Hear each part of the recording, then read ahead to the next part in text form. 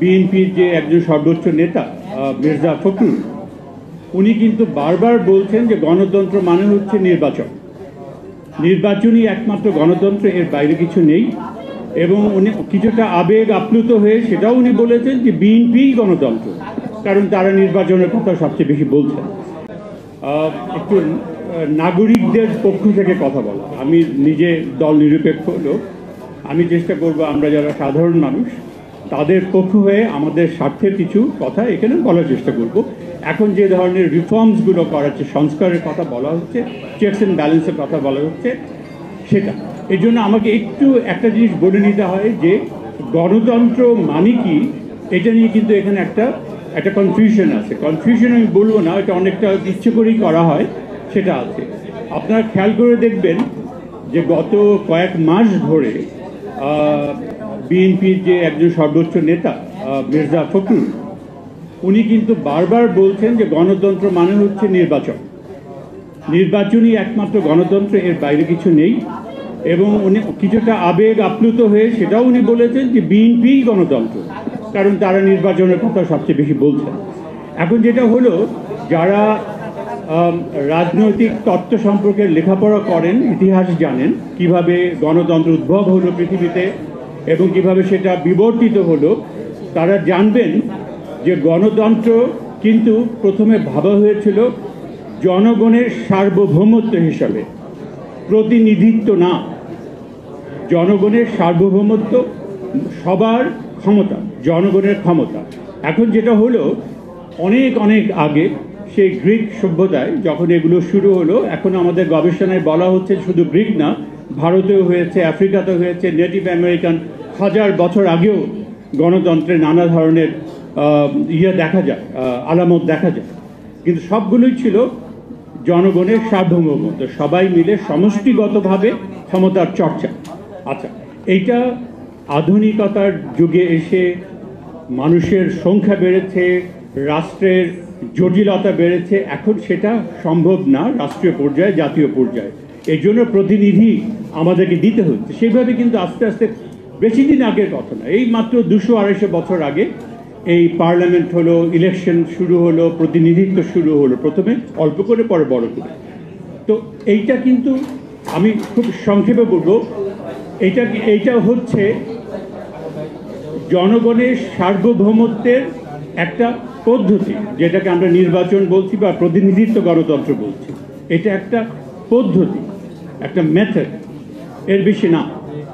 গণতন্ত্র ঘুরে ফিরে ওই জনগণের সার্বভৌমত্ব, এবং তার অনেক রকম রূপ আছে, পদ্ধতি আছে। নির্বাচন একটি মাত্র পদ্ধতি, পার্লামেন্ট একটি মাত্র পদ্ধতি, আরও আছে, যেমন আপনারা শুনেছেন রেফারেন্ডামের কথা, সেখানে কিন্তু পার্লামেন্ট প্রতিনিধিত্বের ব্যাপার নেই, সরাসরি গণতন্ত্র, প্রত্যক্ষ গণতন্ত্র যেটাকে বলা হয়, মানুষ সরাসরি ভোট দেয়।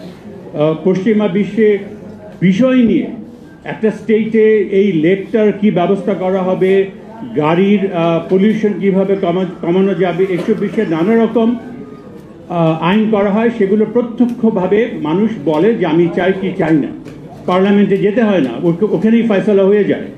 তো সেটা সম্ভব। এইটা এখন যেটা হচ্ছে যে আমাদের যে সার্বিক আলোচনা হচ্ছে বাংলাদেশে এখন, এই যে চেকস অ্যান্ড ব্যালেন্স, হ্যাঁ, এই চেকস অ্যান্ড ব্যালেন্সে দেখবেন ধরে নেওয়া হয়েছে প্রতিনিধিত্ব গণতন্ত্র, এবং যারা প্রতিনিধি হবেন একে অন্যকে চেকস অ্যান্ড ব্যালেন্স করবেন। এনসিপি যেটা বলছে, বিএনপি খুব পছন্দ করছে না বিষয়টা, কিন্তু কিছুটা হলেও বলছে, এনসিপি অনেকটা বড়ভাবে পুশ করছে, আরও অন্যান্য দলরা করছে, যারা চান যেটা একটা সত্যিকার অর্থে চেকস অ্যান্ড ব্যালেন্স হয়। কিন্তু এদের দর্শনটা, এর পেছনে যে দার্শনিকতা, সেটা হচ্ছে প্রতিনিধিত্ব গণতন্ত্র। এখানে আমি ছোট্ট করে একটা ফিলসফির কথা বলবো, সেটা হচ্ছে যে দুটো জিনিস আছে। একটা হচ্ছে আমরা কি সুযোগের সমতা চাই, না আমরা ফলাফলের সমতা চাই। সুযোগের সমতা হচ্ছে প্রতিনিধিত্ব গণতন্ত্র, যেমন স্পিকার নিরপেক্ষ হবেন, চেকস অ্যান্ড ব্যালেন্স থাকবে, সবাই, বিরোধী দল, রুলিং পার্টি, সবাই সমান সুযোগ পাবেন পার্লামেন্টে, এগুলো হচ্ছে সুযোগের সমতা। কিন্তু আরেকটা কথা আছে, এতে করে খেয়াল করে দেখবেন যে সংখ্যাগরিষ্ঠ মানুষ যারা পিছিয়ে আছেন, এবং যারা সংখ্যালঘু আমাদের সমাজে, নারী, আদিবাসী, বিভিন্ন, তারা কিন্তু, তাদেরকে এই সমতা দিয়ে কোনো লাভ নেই। তাদেরকে যেটা দিতে হবে সেটা হচ্ছে ফলাফলের সমতা, যে at the end of the day যে ফলাফলটা তারা ভোগ করতে পারে সেই জন্য তাদেরকে অতিরিক্ত অধিকার দিতে হবে। ঠিক আছে, এটা অর্থনীতিতে সমাজে একভাবে আসে। আমরা রাজনীতি নিয়ে কথা বলছি, আমরা পার্লামেন্ট নিয়ে কথা বলছি, সেখানেও কিন্তু সেটা আসা দরকার। এইটা কি হতে পারে, সেটা হচ্ছে যে সামষ্টিক যে জনগণ যারা সমষ্টিকে প্রতিনিধিত্ব করে, নারী হতে পারে, আদিবাসী হতে পারে, বিভিন্ন জনগোষ্ঠী হতে পারে, প্রফেশনালি হতে পারে, যেমন শ্রমিক হতে পারেন, কৃষক হতে পারেন, ব্যবসায়ী হতে পারেন, ডাক্তার হতে পারেন, তাদের একটা সামষ্টিক রূপ তো আছে। যেমন আপনারা জানেন ডাক্তারদের সমিতি আছে, বিএমএ যেটাকে বলে, যার অনেক সমস্যা আছে। ব্যারিস্টার ফুয়াদ বলে গেছেন রাজনৈতিকরণ হয়ে গেছে, কিন্তু রাজনৈতিকরণ হয়ে যাওয়া মানে এই না যে আমার মাথা ব্যথা হচ্ছে বা আমার মাথায় ব্রেইনের প্রবলেম, আমি মাথা ফেলে দিব, আমি মাথা ঠিক করব। আমরা কিন্তু সেখানে এই অভ্যুত্থান আমাদেরকে সেই ঠিক করার সুযোগ দিয়েছে। এখন আমরা যদি সেগুলো ঠিক করতে পারি, তাহলে আমি যেটা কথা সংক্ষেপে বলার চেষ্টা করছি, আপার চেম্বারে এমনটা তো হতে পারতো, যেটা ব্যারিস্টার ভালোভাবে বলে গেছেন যে কি হবেটা কি, ওই আমার গায়িকা আমার সাহিত্যিকই যাবে না, তাই তো? সেটার একটা কিন্তু প্রতিকার হতে পারে, সেটা যদি আমরা সংগঠিত সামষ্টিক জনগণের প্রতিনিধি ওখানে পাঠাতে পারতাম আপার চেম্বারে, তাহলে কিন্তু আমরা ওই আমার গায়িকা বা আমার সাহিত্যিক বা আমার কেউ, সেটা হতো না।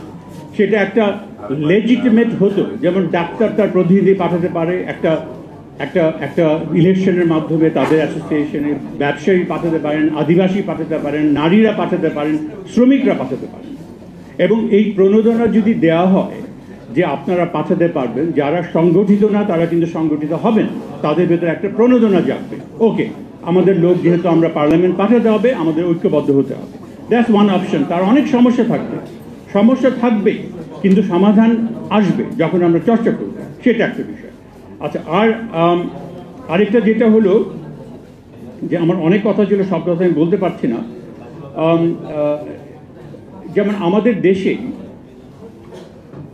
গ্রামাঞ্চলে, হ্যাঁ, এই যে এনসিপি বলছে যে বিকেন্দ্রীকরণ হতে হবে, সেটা হতে হবে, কিন্তু তার তো কিছু কিছু নাগরিক সামষ্টিক রূপ আছে। আমাদের দেশের সরকার, আপনারা হয়তো অনেকে জানবেন, ইউনিয়ন লেভেলে ওয়ার্ড সভা করে দিয়েছে, ওপেন বাজেট করে দিয়েছে, যেখানে বলা হয়েছে সংগঠিত নাগরিক যে কথা বলবেন, সংগঠিত ঠিক না, ওই এলাকায় ওই ওয়ার্ডে যারা ভোটার তারা যে বলবেন, তারা কিন্তু সমষ্টিগতভাবে যান না, তারা যান ব্যক্তি পর্যায়ে এবং কথা বলে। এবং যেটা হয়, যেটা হয়ে এসছে, আমরা ভালোভাবে গবেষণা করছি গত 20 বছর, তাতে দেখা গেছে যে এগুলো দখল হয়ে যায়। হ্যাঁ, রুলিং পার্টি দখল করে, চেয়ারম্যান মেম্বাররা দখল করে নেয়, এগুলো নামকা বাস্তা। তো এগুলোকে কিন্তু পরিবর্তন করা যায়, এগুলো কিন্তু একটা সামষ্টিক গণতন্ত্রের ভেতর এনে পরিবর্তন করা যায়। যার ডিজাইন কেমন হবে, কি হবে, এগুলো তো আমি আজকে বলতে পারছি না, কিন্তু আমরা একটা গবেষণা করি এবং রাজনৈতিক দলগুলো যদি আগ্রহী হয় তাদেরকে আমাদের গবেষণার বা পুরো ফলাফল তুলে ধরতে পারে। হ্যাঁ, আচ্ছা, সেটা তো সেটা দিয়ে যেটা পৃথিবীর বহু দেশে আছে, ইউরোপে আছে, বেলজিয়ামে আছে, ল্যাটিন আমেরিকায় আছে, সেটা হচ্ছে যেটাকে বলা হয় তারা সিটিজেন্স অ্যাসেম্বলি, নাগরিকদের একটা অ্যাসেম্বলি। সেটা কিন্তু সরাসরিভাবে, এখানে একটু বলে রাখি, আমাদের দেশে সিভিল সোসাইটি মানেই হচ্ছে, যেটা এনজিওরা যেভাবে এটাকে প্রচার করেছে, সেটা হলো যে আমরা বাইরে থেকে শুধু দেখব এবং সমালোচনা করব। হ্যাঁ, এটা বলা হয় যে ওয়াচডগ। ওয়াচডগ শব্দটার সঙ্গে আপনারা পরিচিত। তো ওয়াচডগ যেটা করেছে গত 30 বছর, সেটা তারা ঘেউ ঘেউ করেছে অ্যাজ এ ডগ, কিন্তু কামড় দিতে পারেনি। So it's barking power, not biting power. আমাদের ওই বাইটিং পাওয়ারটা আমরা নাগরিক হিসেবে আমরা এখন ডিমান্ড করছি, আইনগতভাবে, সাংবিধানিকভাবে। সেটাও কিভাবে আমি সে ব্যাখ্যা যেতে পারছি না। রাজনৈতিক নেতৃবৃন্দ যদি চান আমাদের কাছে, আমরা সেটারও কংক্রিট ডিজাইন দিতে পারবো। How is that possible? Okay, কিন্তু মোদ্দা কথাটা যেটা আমরা বলার চেষ্টা করি, আপনারা ঘুমাচ্ছেন না তো সবাই নিয়ে? আচ্ছা, যেটা আমরা বলছি যে এইভাবে আমরা যদি সংঘবদ্ধ নাগরিককে, তাদেরকে আইনগত এবং সাংবিধানিক ক্ষমতা দিয়ে রাষ্ট্রের ভেতর, শুধু বাইরে থেকে অবজারভেশন না, সোশ্যাল অ্যাকাউন্টেবিলিটি যেটাকে বলা হয়, যে বাইরে থেকে শুধু দেখব এবং সমালোচনা করব।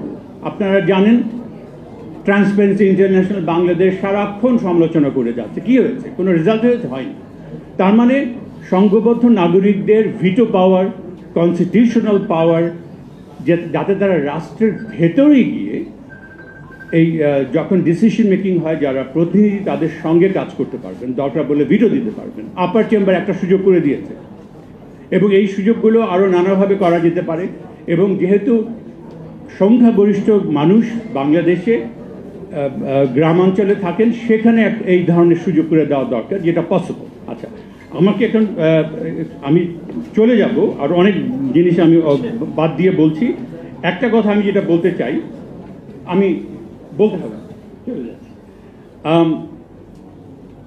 একটা কথা যে বাংলাদেশের মানুষ, একটা তত্ত্বে একটা কথা আছে, positive liberty, negative liberty. Negative liberty হচ্ছে যেগুলো নিয়ে আমরা সারাক্ষণ কথা বলি, আমার কথা বলার স্বাধীনতা, আমার রাজনীতি করার স্বাধীনতা, আমার পার্টি তৈরি করার স্বাধীনতা, আমার জীবনের বেঁচে থাকার যে, এগুলো থেকে নেগেটিভ লিবার্টি, মানে এগুলো রাষ্ট্র এই ব্যাপারে হাত দিতে পারবে না, স্বাধীন রাখতে হবে। আরেকটা কথা আছে, সেটা হচ্ছে পজিটিভ লিবার্টি, অর্থাৎ রাষ্ট্রকে করে দিতে হবে মানুষের স্বাধীনতাকে বাঁচিয়ে রাখার জন্য, যেগুলো হচ্ছে খাওয়া পড়া, বাসস্থান। ওকে, এগুলো পজিটিভ লিবার্টি। আমার মনে হয়েছে আমাদের একটা গরিব দেশ, এই গরিব দেশের কনস্টিটিউশন এখন যেটা আছে সেটা কিন্তু অতিমাত্রায় হচ্ছে ওই নেগেটিভ লিবার্টি, যে রাষ্ট্র কি করবে না আমার স্বাধীনতাকে ধরে রাখার জন্য। হ্যাঁ, আমার মুখ গলা চিপে ধরতে পারবে না, আমার কথা বলার স্বাধীনতা, ঠিক আছে। কিন্তু বাংলাদেশের মানুষ চায়, আমি কেন বলছি চায়, আমরা রিপিটেডলি সার্ভে করছি, এটা দেখা গেছে মানুষের সবচেয়ে বড় চাহিদা হচ্ছে পজিটিভ লিবার্টি, খাওয়া পড়া, বাসস্থান, বেঁচে থাকা, অর্থনৈতিক দাবি পাওয়া। সেটা কিন্তু আমাদের কনস্টিটিউশন সেভাবে রিফ্লেক্টেড হয় না, ওই ফিলসফি নেই। হ্যাঁ, এবং এই যে কিছু কোর যে ব্যাপারগুলো আছে, রাইটসগুলো আছে, সেখানে খাওয়া পড়ার বিষয়গুলো অধস্তন। হ্যাঁ, এই কিছু পরিবর্তন সাজেস্ট করা হয়েছে, ব্যারিস্টার শরীফ আছেন এখানে, উনি বলবেন যে এগুলোকে এখন মামলা করা যাবে, সেটুকু ইয়েছে, উনি একটু ব্যাখ্যা করেই বলবেন। কিন্তু আমি যেটা চাই, আমি যেটা বলার চেষ্টা করছি, যে আমাদের এই খাওয়া পড়ার স্বাধীনতা যাতে ওই যে নেগেটিভ লিবার্টি, আমার কথা বলার স্বাধীনতার সঙ্গে এক লেভেলে থাকে। এটা কিভাবে সম্ভব, এটার একটা ডিমান্ড আমরা নাগরিকদেরকে করতে চাই, আমরা সেটাই চাইবো যে সেটা যাতে হয়। এবং আমি ব্যারিস্টার শরীফের কাছে প্রশ্ন রেখে গেলাম, উনি ব্যাখ্যা করবেন, উনি কনস্টিটিউশনাল কমিশনের একজন সদস্য, যে আমাদের এই যে পজিটিভ লিবার্টি, এই যে খাওয়া পড়ার সমস্যা, এইটা কনস্টিটিউশন এখন কিভাবে নিচ্ছে। শুধু মামলা করলে কি যথেষ্ট? একটা কথা বলে আমি উদাহরণ দিয়ে শেষ করছি, সেটা হচ্ছে যে এডুকেশন ধরেন বা হেলথ ধরেন, হ্যাঁ, স্বাস্থ্য, শিক্ষা, ক্রমাগতভাবে পৃথিবীতে বোধহয় সবচেয়ে বাজে উদাহরণ আমাদের, ক্রমাগতভাবে বাজেট কমে। বাড়ে কোথায়? মিলিটারি, বাড়ে কোথায়? আমলাদের বেতন ভাতা, এসব জায়গায়। ঠিক আছে, এই বাজেটকে চ্যালেঞ্জ করে কি আমি এখন হাইকোর্টে যেতে পারবো যদি এই কনস্টিটিউশন চেঞ্জ হয়? আমি এই কথাটা জানতে চাই। ধন্যবাদ।